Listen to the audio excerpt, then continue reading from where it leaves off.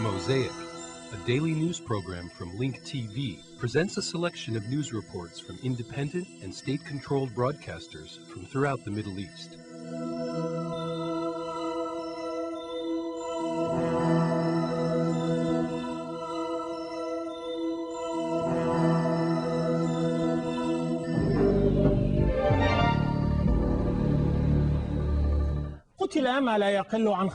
35 people were killed and about 100 others were injured in sectarian clashes between Sunnis and Shiites in Pakistan and Afghanistan.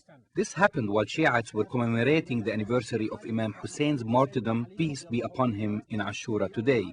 A suicide bomber blew himself up among a group of Shiites who were commemorating the occasion in the Pakistani city of Hango.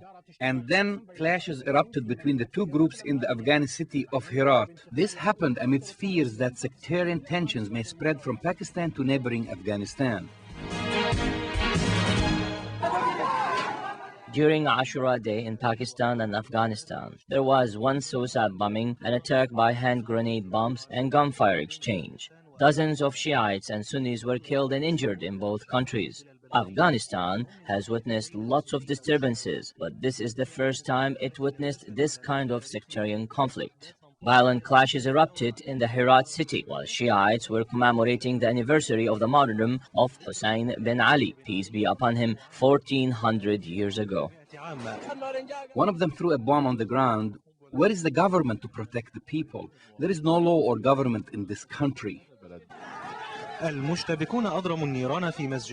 Those who were clashing set 2 mosques and many cars on fire and destroyed windows of commercial shops. They also threw stones and hit each other with sticks. The sectarian violence in Afghanistan also caused the deaths of some people in these clashes. So far, no one knows who started these clashes or how they will end. It is worth mentioning that sectarian violence between Shiites and Sunnis started in Pakistan in the 1980s, particularly after the Khomeini revolution in Iran. Today, widespread violence erupted after a suicide operation targeted a Shiite group in the town of Hango. After the attack, angry Shiites opened random fire on cars, killing and injuring many Sunnis. As tension and chaos spread in the city, the Afghani army sent reinforcements. The chief of police confirmed that big Shiite crowd started widespread riots in response to the attack that targeted the Shiite group. Some believe that a group of Sunnis carried out the attack because some Shiites wrote anti-Sunni phrases. Calls on everybody to be calm were heard from the mosque's minarets, but the mayor of Hangu said that the situation is very bad because many of the bodies are still on the streets. The police still cannot retrieve these bodies because of the violence and deteriorating security situation.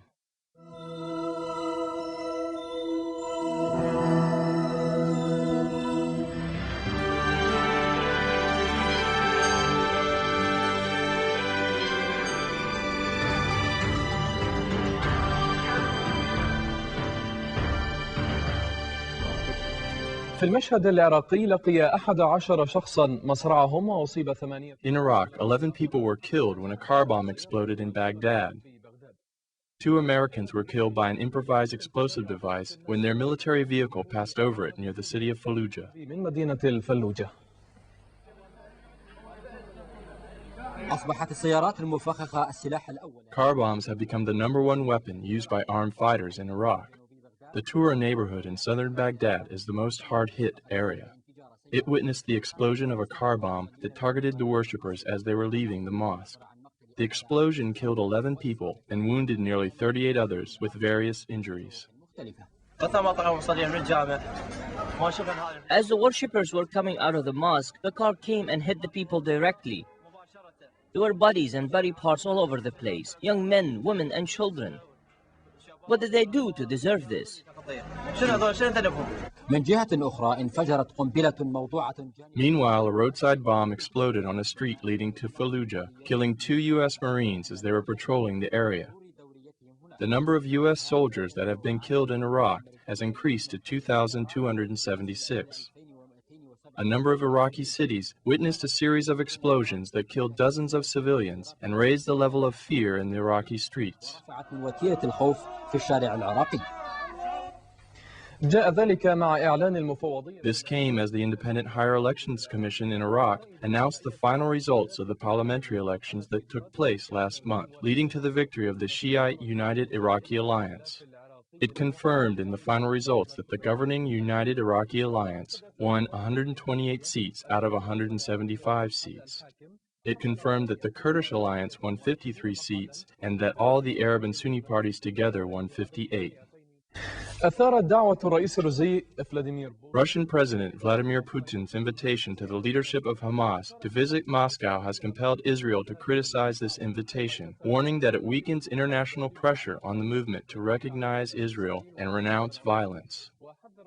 The Israeli Foreign Minister Levini warned against what is happening, saying that it may lead to reaching a settlement with Hamas by some international fronts. مع حماس.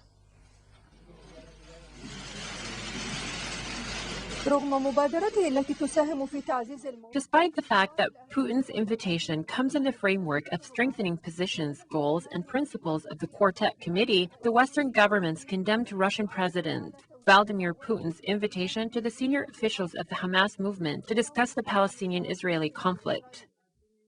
The United States, which did not hide its concern about this step, requested clarifications from Moscow. There are meetings that take place. As a member of the quartet, we would certainly expect that Russia would deliver that same message. They did so as a member of the quartet in public to Hamas. And if there are any future meetings between Russian officials and Hamas officials, we would expect that they would deliver that same clear, strong message. Send that clear, strong message. Israel considered the Russian president's invitation to the leaders to visit Moscow as a real stab in the back of Israel. See this action of Mr. Putin. I consider President Putin's invitation as a dangerous threat to Israel. We must tell President Putin that this may lead to a demand that Russia is withdrawn from the peace process in the future if it does not change its position. Hamas welcomed Putin's invitation with satisfaction, confirming that it will accept any invitation it receives on this matter. We are maintaining our relationships with many regional and international countries. We are happy to visit Russia and discuss and consult with the Russian president and government. At the quartet meeting in London at the end of last month, the representatives said that the Palestinians will risk losing international financial aid if Hamas does not renounce violence and recognize Israel. Hamas has rejected these demands.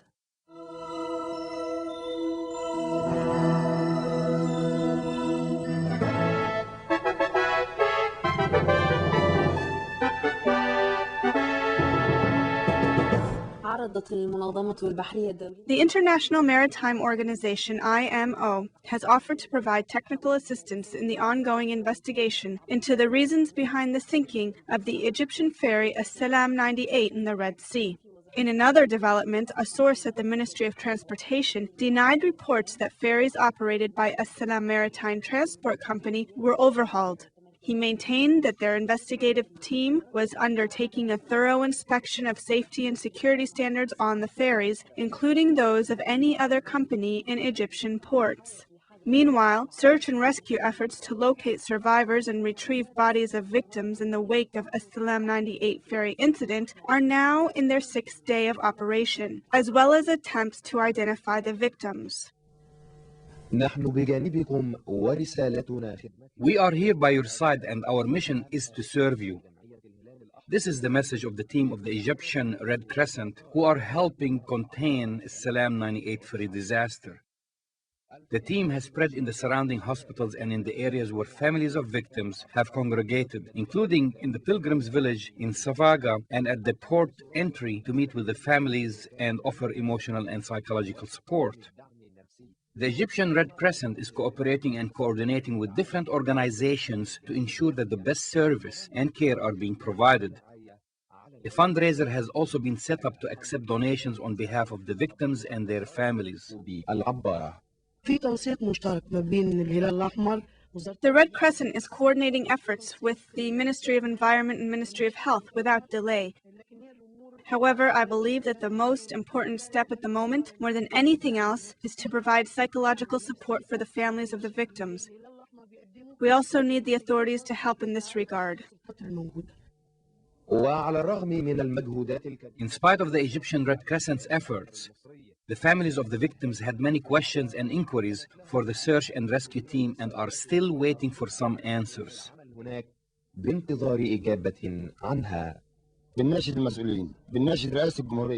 We call on the authorities, the administration, we call on President Hosni Mubarak to interfere and end this charade that is happening on Hurghada Hospital. 2,000 citizens are waiting for the bodies to come in, not knowing whether they are already at the morgue or not.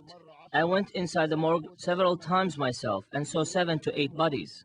We are hearing a lot of different rumors. They say the bodies are in Jordan, then in Aqaba, then in Saudi Arabia. Is the Egyptian government really unable to communicate with the authorities in these countries to bring the bodies back by plane? If any of this is true, and to transfer them to major Cairo public hospitals like Zainhom, Demirdash, and others. Right now, some bodies have been in the water for too long and can't be identified. Even the families apparently can't identify the bodies. But the families want solutions right now, immediate solutions. And then there are the people who saw the bodies and pictures of them and even know the numbers that were assigned to the bodies, but now have no idea where they've gone. We ask the governor and the authorities involved right now to tell us where the bodies are, what numbers have been assigned to which place, in which government, which hospital. This will make it easier on the people waiting to hear about their loved ones. We are asking that the bodies be collected and buried together, dedicating their burial place to all the victims who were martyred in the accident, so that we may all visit. Right now, the authorities are saying we would not be able to take the bodies home because they were badly decomposed in the water. Despite all the efforts by governmental and non-governmental organizations alike to contain the disaster of A-Salam 98 ferry, the people are still looking for satisfactory answers to their questions. Ahmed Naguib, Red Sea Governorate, Nile TV News.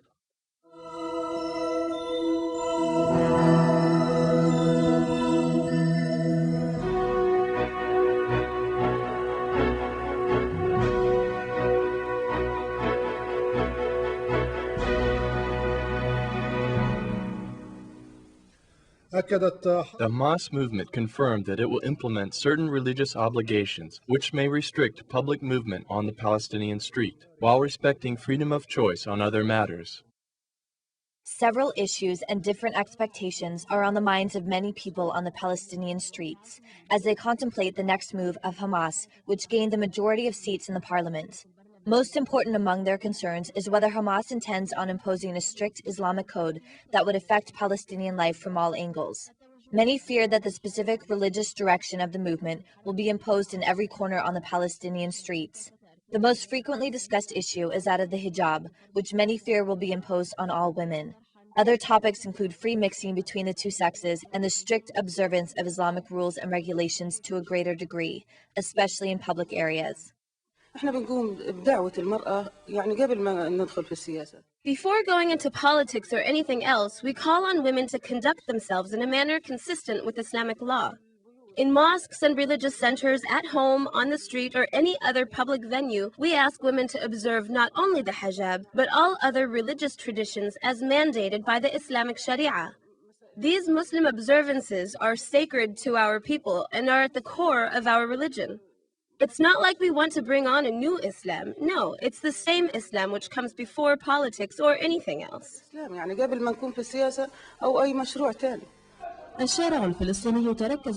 People on the streets of Palestine were especially concerned about the movement's religious inclinations and the possibility of imposing a strict religious code that would limit their freedom of movement, without having the option to make these decisions themselves as conferred by Palestinian law. Palestinian law respects freedom of choice as well as freedom of expression without compulsion or restrictions.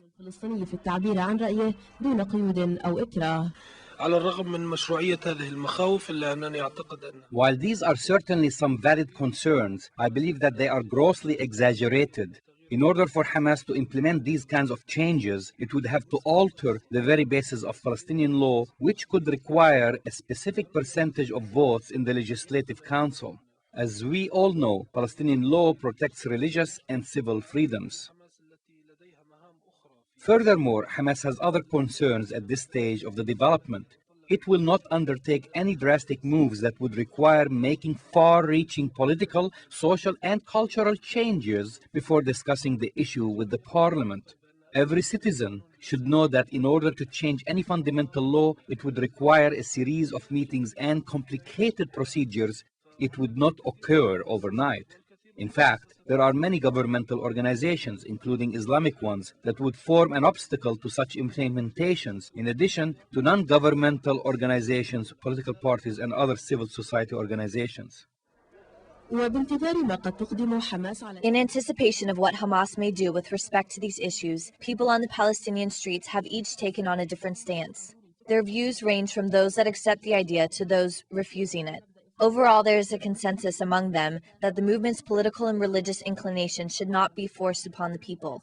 Considering the fact that Palestinians maintain a conservative society, there are no contradictions between their existing lifestyle and Islamic teachings. Everyone feels that the new government should take a wise approach, working within the moderate and lenient spirit of Islam. Palestinians of all backgrounds and affiliations, whether Hamas or Fatah, Palestinian Popular Front or Palestinian Democratic Front, all observe the Islamic Sharia and abide by it. Our brethren in Hamas understand the people well, and they will not compel the people to accept any decision they make. But it's our people that want the hijab, want to remain conservative, and want to observe our religion, and we have no legislation contradicting it. I, for example, don the hijab out of conviction. No one imposed the hijab on me, so of course I will not accept having it imposed onto others.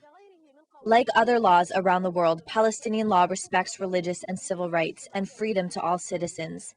After becoming the most powerful force in parliament, is it possible for Hamas to change this law to suit the religious direction, even if it contradicts the diverse views held by Palestinians? Hanan Abu Dhabi, Palestine TV, Gaza.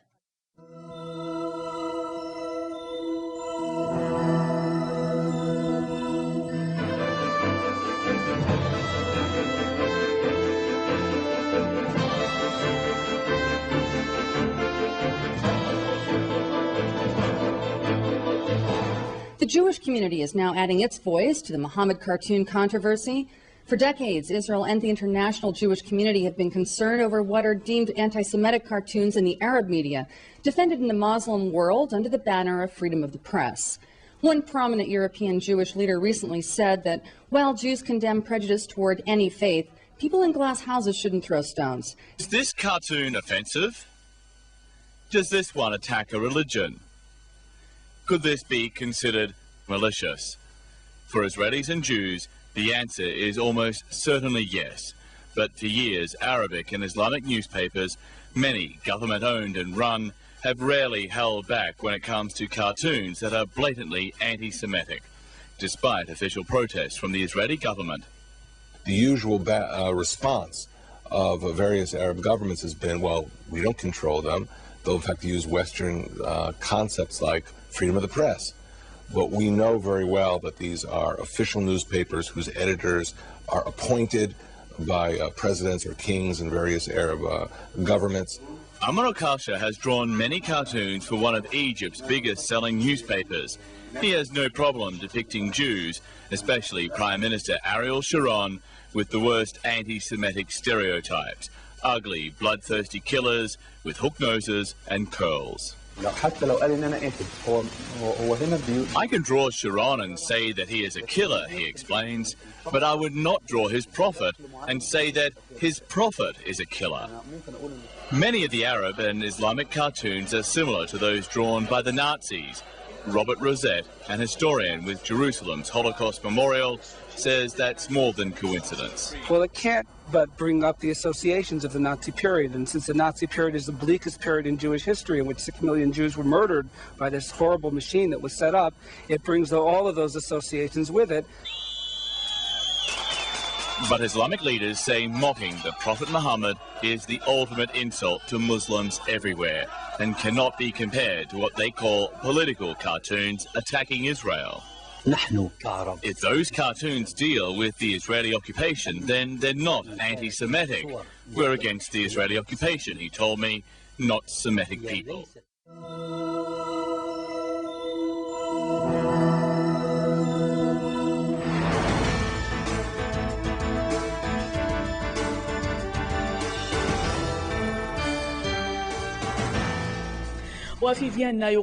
In Vienna, at the headquarters of the United Nations, there is an exhibit of pictures and documents of what is called the Holocaust that is on display, amidst criticism against the organization for its emphasis of an event that raises many questions and doubts. This is taking place while ignoring the massacres that are currently happening and wars of genocide that are taking place throughout the world. The United Nations decided to sponsor an exhibit about the Holocaust, reinforcing the official narrative that is publicized, in which it is a crime for any to try to verify its accuracy. The Holocaust is being exhibited under the sponsorship of the United Nations. The General Assembly passed a resolution to establish an international day to commemorate the Holocaust. The notable thing, according to observers, is that the UN chose its third headquarters in Vienna, which also hosts the headquarters of the International Atomic Energy Agency, as the place to exhibit the pictures and documents about the Holocaust. This exhibit is being launched simultaneously with the latest emergency meeting of the IAEA Board of Governors, designated to consider whether to transfer the Iranian nuclear file to the UN Security Council. This coincidence raises many questions about the reasons behind it, especially after the wave of Western condemnations of the statements made by the Iranian President Mahmoud Ahmadinejad about the Holocaust and those who commercialize it and use it as a cover-up for their crimes against the Palestinians.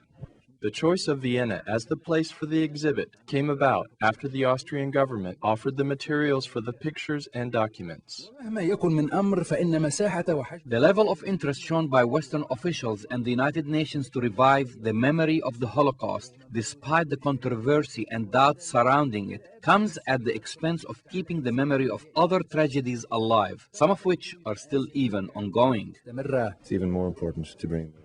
We have heard a lot about the Holocaust, but still there is little information about what has happened in similar events. It is important and necessary to see pictures and documents about what happened in the contemporary tragedies that took place in Bosnia. The United Nations has consented to devote this exhibit for a topic that raises suspicions about how it has been used by a country that has the largest number of violations of UN resolutions and its charters. This compelled young Europeans to say that it would have been better for the UN to focus on what has happened in the near past and what is happening today, including mass oppression and genocide in many parts of the world. After World War II, tens of thousands of people were killed, especially Muslims, but none of their pictures have found their way to such an exhibit, which is being held in the headquarters of the United Nations, an organization that should be for all, at the UN headquarters in Vienna.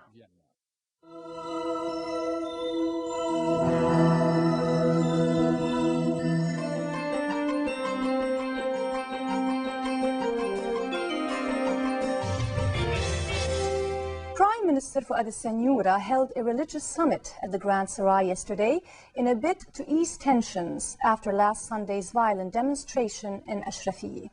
During the gathering, Sanyura urged politicians and religious leaders to refrain from using double standards, adding the aim of the meeting was to discuss how all parties could work together for Lebanon's benefit. Yumna Tayyara reports. In the framework of strengthening national unity following the violent riots last Sunday, Premier Fouad al-Sanyura organized a religious summit last night at the Grand Sarai, a gathering not witnessed in Lebanon for years. Present were Muslim and Christian religious figures, including representatives of the Maronite Patriarch Mar Nasrallah Boutros-Sfer, who could not attend the summit due to health problems. The representatives were Bishops Roland Abu Jawde and Boulos Matar. The attendees also included Catholic Patriarch Gregorius Laham and Beirut Orthodox Bishop Lias Aoude, as well as Grand Mufti of the Republic, Sheikh Mohammed Rashid Qabbani, and the Vice President of the Higher Shiite Council, Sheikh Abdel Amir Qabalan. Also present were Armenian and Syriac patriarchs and cardinals, and a representative of the Druze community. Senora delivered a speech in which he welcomed the attendees and stressed that the meeting preceded the one-year commemoration of Saint Premier Rafiq al-Hariri, the man who sponsored national dialogue and the agreement of coexistence. Senora addressed the attendees by saying that he wanted to discuss with them how all parties could work together for the benefit of Lebanon. The Premier added that the coexistence agreement and the National Agreement Pact and the Taif Accord valued a strong national collaboration. He further said that such collaboration granted all parties equal citizenship rights and responsibilities, as in national existence there was no such thing as a protective party and a party that needed protection. He added that all were in the same path as, quote, we were taught in our religious and political heritage. In a speech at the UN headquarters on Thursday, UN Secretary General Kofi Annan scolded the media for continuing to publish cartoons lampooning Prophet Muhammad and defended an attempt by Islamic nations to have a new UN Human Rights Council to address religious defamation.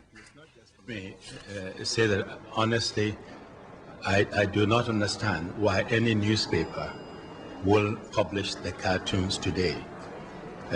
It is insensitive, it is offensive, it is provocative, and they should see what has happened around the world. This does not mean that I'm against freedom of speech or freedom of the press. Yes, I am for that. But as I have indicated in the past, freedom of speech is not a license. It does entail exercise and responsibility and judgment. And quite honestly, I don't understand why any editor will publish cartoon at this time which inflames and pours oil on the fire. American journalist Jill Carroll appeared in a new videotape aired on a private Kuwaiti TV station on Thursday, appealing for help in securing her lease. Carroll was wearing a headscarf and appeared in good health in the brief video aired by Al-Ra'i TV. She appealed for her supporters to give Al-Mujahideen whatever they wanted as quickly as possible. She added that she wrote a letter by hand, but the chairman of Al-Ra'i TV told Reuters that the station did not plan to broadcast the contents of the letter due to the sensitive matters mentioned in it. He said the letter was handed over to Kuwaiti authorities. Carroll, a freelance journalist working for the Christian Science Monitor, was kidnapped in Iraq on January 7 and had last appeared in a video aired on Al Jazeera on January 30, in which she appealed to fellow Americans to press for the release of Iraqi women held by US-led forces. The views expressed on Mosaic are not those of Link TV or its sponsors, but of the broadcasters themselves. Mosaic is made possible by a grant from the John S. and James L. Knight Foundation, which promotes journalism excellence worldwide and invests in the vitality of 26 U.S. communities, and the William and Flora Hewlett Foundation. Additional support is provided by the Firedoll Foundation and Henry and Virgilia Dakin.